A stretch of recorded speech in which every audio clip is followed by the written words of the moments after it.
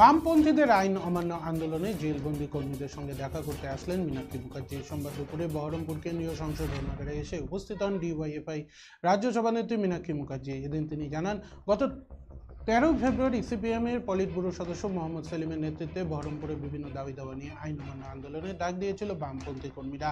এদিন আইন অমান্য আন্দোলন করতে গিয়ে পুলিশের সঙ্গে বামপন্থী কর্মীদের শুরু হয় ধস্তাধস্তি। পরিস্থিতি রণক্ষেত্রে চেহারা নেয়।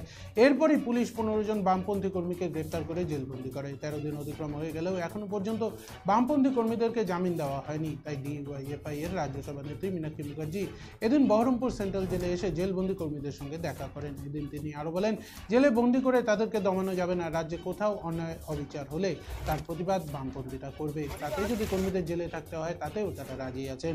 এই সরকারের কাছে তারা কোনো মতেই মাথা নত করতে রাজি নয়। আমাদের কর্মীরা কমরেডরা সব জেলের ভেতরে আছে, তাদের সাথে আমরা দেখা করতে এসেছিলাম। গোটা রাজ্যের সমস্ত জেলেই এই ধরনের মিথ্যে মামলার আসামি করে বহু কমরেডদের সঙ্গে বহু সাধারণ মানুষকে ওরা বন্দি করে রাখতে চাই।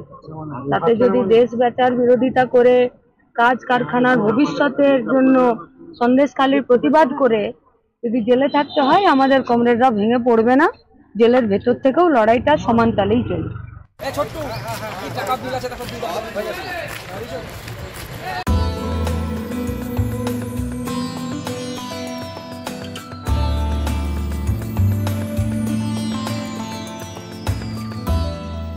চিত্তরঞ্জন মোবাইল ধামাকা অফার। প্রতিটি মোবাইল ফোন কেনাকাটায় থাকছে নিশ্চিত উপহার, আপ টু 80% ডিসকাউন্ট এবং এক্সচেঞ্জ অফার। যে কোনো পুরনো মোবাইলের পরিবর্তে নিয়ে যান নতুন মোবাইল।